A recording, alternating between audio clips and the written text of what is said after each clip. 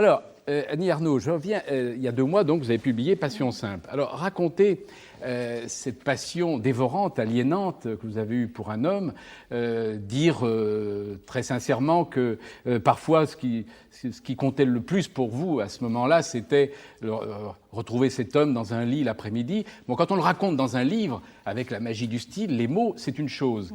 Mais le dire devant des téléspectateurs, des auditeurs, devant des journalistes, est-ce que ça n'est pas quelque chose de tout à fait différent? Et je pose ma question autrement. Quand Bernard Rapp vous a invité il y a 2 mois à Caractère, est-ce que vous avez facilement accepté? J'ai accepté parce que c'est un moyen, bien sûr, de faire connaître le livre. C'est une raison très pratique, c'est vrai. Mais aussi, c'est pour moi la rupture. C'était la rupture. Le livre ainsi ne m'appartiendrait plus. Et il fallait une sorte d'épreuve.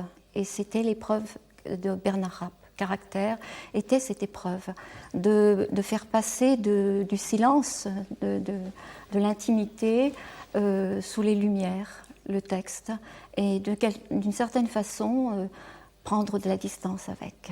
Oui, mais prendre de la distance, c'est vrai, mais prendre des risques encore plus grands que dans le livre. Parce que là, le lecteur, il est avec le livre comme ça, il vous lit et vous l'amenez là où vous voulez l'amener, tandis que là c'est la parole, et il y a des millions de personnes qui vous écoutent là. Comment vous faites là? Mais est-ce que ce que c'est pas gênant? Non, mais est-ce que ce que j'ai dit est si étonnant, si scandaleux que je doive ensuite me cacher? Non. Non, je ne crois pas. Je pense que ce sont des choses que toute femme, et je le sais aussi d'après les lettres, beaucoup d'hommes ont vécu, vivent, heureusement. Et je n'ai pas pu m'empêcher de l'écrire après avoir vécu cette histoire, parce que je souffrais beaucoup. Il n'y avait plus en moi qu'une certaine façon de la place que pour la souffrance. Mais je crois que quand j'écrivais, je ne pensais pas du tout à ce qu'on penserait de moi. Je ne pensais qu'à chercher une forme de vérité de cette passion. Mais est-ce qu'il ne faut pas quand même du courage pour une femme de dire que même vos enfants comptaient moins à ce moment-là que cet homme avec qui vous aviez parfois rendez-vous et qui est passé dans votre vie, et vous le saviez, comme un loup? Il est passé, c'est ça qui est important. Si j'ose dire, mes enfants restent. Mais qu'est-ce qu'il y a d'étonnant? Parce que ce qui est d'étonnant, c'est que le vivre, ce n'est pas étonnant. Alors l'écrire, ce serait étonnant. Je crois qu'écrire, pour moi, c'est toujours ce que je fais.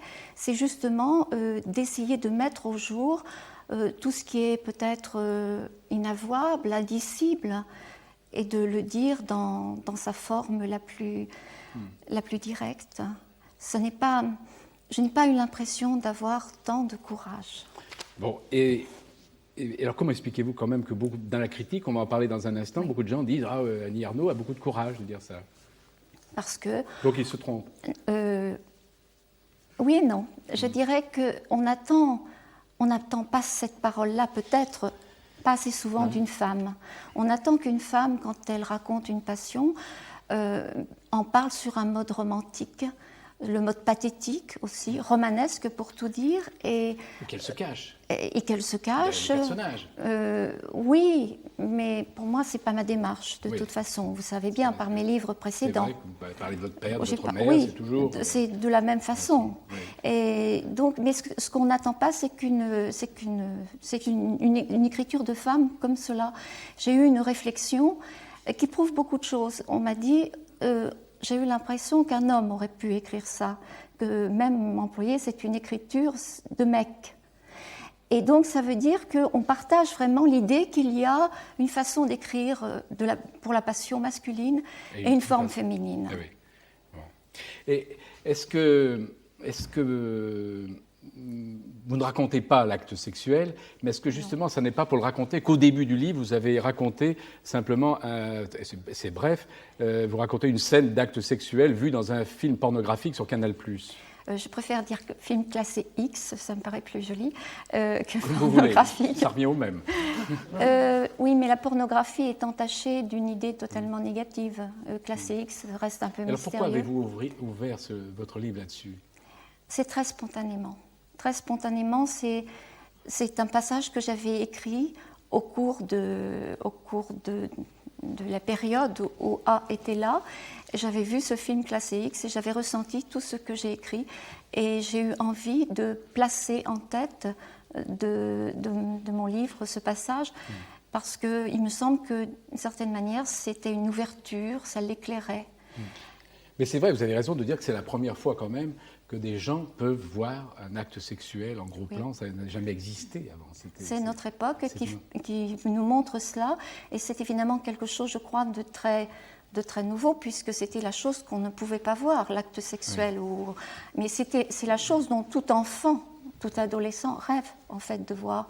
Donc il se passe certainement une grande mutation dans les sensibilités et dans la manière de voir le monde. Oui. Alors quel a été le courrier que vous avez reçu ? Il a été très grand et il est toujours, et ce sont des hommes et des femmes, un tout petit peu plus d'hommes que de femmes. Et bon, sans trahir le secret de la correspondance, ce sont des lettres qui disent j'ai vécu cela. Et un homme dit par exemple, il dit j'ai vécu tout cela, bon, à quelques détails près, puisque je suis un homme.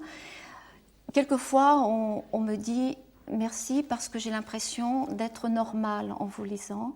Voilà, un ensemble de réflexions. Donc il vous remercie d'avoir dit tout cela. D'avoir dit tout ça. Oui, d'avoir écrit ça. Ouais. Et qu'ils ont l'impression de s'identifier. Et, oui. Ce qui est curieux, c'est qu'il y ait plus d'hommes que de femmes qui ont écrit ça. Vous n'y attendiez pas peut-être ? Non, alors vraiment non, je n'y attendais pas. Parce que je pensais que ça s'adressait presque qu'aux femmes. Mais en fait, ça m'a montré que les hommes ne sont peut-être pas si différents hors des rôles qui leur sont attribués. Quand ils laissent parler leur sensibilité, ils ne sont pas tellement différents des femmes. Oui. C'est vraiment l'enseignement que j'ai eu de cela. Est-ce que vous comprenez, Yvonne Babi, que d'un coup, une femme n'a d'autre... enfin, qu'elle n'est plus elle-même, qu'elle oublie presque tout ce qui était à vie, simplement pour un homme, et j'oserais presque dire pour le sexe d'un homme. Oui, je peux le comprendre. Je n'ai pas eu vraiment cette expérience, mais je le comprends très bien. Et je trouve très, très intéressant que, comment dire,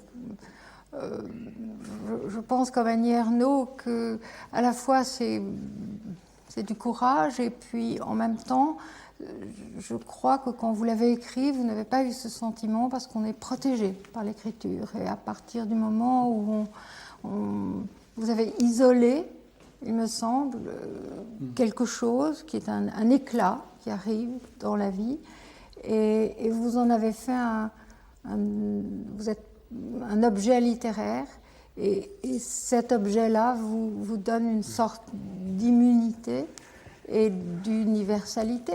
Et ça, je trouve que c'est très bien. Monsieur l'abbé, excusez-nous, j'espère que vous n'êtes pas... Vous êtes là pour la Marseillaise, mais vous n'êtes pas trop choqué quand même. Je suis en train de rêver à rouge et de Lille. Ah bon, vous n'écoutez pas. Vous isolez, vous n'écoutez pas du tout. Hein, vous n'écoutez pas, c'est promis. Hein. Moi, j'ai le droit d'écouter. Vous avez le droit d'écouter. Pour adulte averti. Oui. Bon, alors c'est toujours intéressant, c'est 2 mois après, c'est de voir la critique qui a été, à quelques exceptions près, excellente. Alors, Josiane Savigno, dans Le Monde, dit, je crois que c'est une phrase intéressante, elle dit « Chez elle, chez vous, aucune culpabilité, et c'est ce qui dérange ». Très souvent, les femmes, c'est vrai, disent « Ah oui, j'ai eu un moment de folie, c'était... » Non, il n'y a pas ce mot du tout. Oui, non, pas du tout. Même vous avez dit une expérience aliénante. Je ne l'ai jamais vécue sur le mode de l'aliénation, mais sur le mode de la liberté. Justement, j'avais choisi de vivre jusqu'au bout cette passion, dont le terme était un départ certain. Et j'ai tout vécu, même... Cette passion vous fait faire quand même des choses de temps en temps un petit peu ridicules quand même.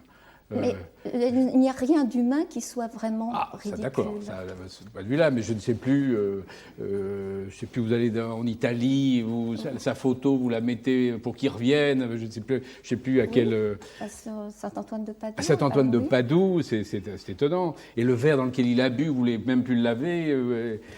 Ce sont uniquement des marques, j'allais dire, bien sûr, d'attachement, mais aussi je crois, globalement, c'est ça, c'est vouloir absolument être l'autre. Alors, des articles aussi de Claude Prévost dans l'Humanité, de Michel Versen dans Libération, Patrick Grinville dans Le Figaro. Il dit « Incroyable pudeur dans l'excès ». Alors, pudeur, c'est le petit nombre de pages, c'est-à-dire 80 pages, avec du blanc, et dans l'excès, c'est-à-dire l'excès de la passion, bien entendu, c'est ce qu'il veut dire. Et il a cette jolie flambée de femme, je trouve que c'est assez joli, flambée de femme. Ça, c'est assez beau comme... Michel Gazi dans Télérama dit « On reçoit ce livre comme une brûlure, il s'inscrit dans votre tête, dans votre peau ». Et alors, je trouve bien qu'elle dise ça parce que vous dites, bon, cet homme était dans ma tête. Mais je ne sais plus, c'est Mistinguett qui chantait « Mon homme, j'ai dans la peau ». Vous avez l'impression que c'est... Oui, mais comment distinguer les deux? Au cours de la passion, je dis à un moment que j'avais l'impression que mon cerveau était un organe sexuel qui pouvait jouir comme un autre. Et de la même façon, je trouve qu'on réfléchit à d'autres choses. Cet homme, d'une certaine façon, m'a ouvert le monde aussi. Alors, contre, il y a eu quelques articles contre. Éric Neuve, dans Madame Figaro, a dit le lecteur se demande soudain si un texte de la collection Harlequin ne s'est pas égaré sous la couverture de la NRF. Oui, je pense parce qu'il n'accepte pas cette écriture de femme. Donc, tout de suite, c'est presque l'injure injure sexiste d'une certaine façon. Les femmes lisent Harlequin. Et aussi, il faut voir peut-être une forme de mépris culturel qui s'est manifesté parce qu'à chaque fois, souvent on a cité Sylvie Vartan. J'entendais Sylvie Vartan chanter C'est fatal animal et ça me rendait plus heureuse d'une certaine façon que la musique classique. Et je crois que si à la place de Sylvie Vartan, j'avais dit Claude Nougaro, par exemple, ou Barbara, il n'y aurait pas eu cette réaction. Oui. Parce que c'était vraiment Sylvie Vartan. Elle chantait à ce moment, oui, mais oui, voilà, c'était Sylvie Vartan. Il y avait aussi des chansons de Mylène Farmer, il y en avait d'autres, mais c'est celle-là qui, en écrivant, m'est venue. Donc je l'ai écrite et je ne l'ai pas barrée parce que ça ne faisait pas bien. Petit article aussi dans l'Express signé AH qui était contre, et puis Jean-François Josselin dans l'Observateur aussi qui n'a pas été tendre avec vous.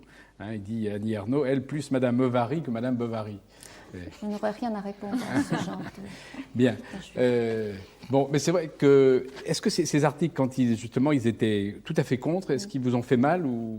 Parce que vous avez toujours été habitué à une presse totalement élogieuse, il faut bien le dire. Non, pas du Nouvel Observateur, d'une manière générale.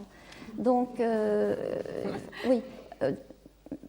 en revanche, l'Express avait fait souvent de bonnes critiques. Mais j'étais un peu triste parce que j'avais l'impression qu'il n'avait rien compris. C'est évidemment cela. C'est normal. Et surtout triste aussi parce que je pense qu'un critique littéraire doit franchir quand même la première réaction presque viscérale qu'il ressent et essayer de dire de quoi parle ce livre, comment, quelle écriture, est-ce qu'il n'y a vraiment que ça dans ce livre? Et là, j'ai eu l'impression que ça n'avait pas été fait. Et dernière question, cet homme qui est un étranger, un homme de l'Est, des pays de l'Est, est-ce qu'il sait que vous avez écrit ce livre? Est-ce qu'il le sait aujourd'hui? Est-ce qu'il l'a lu? Je ne sais pas. Vous ne voulez pas le savoir ou... Je ne peux pas vous dire. Merci. Alors...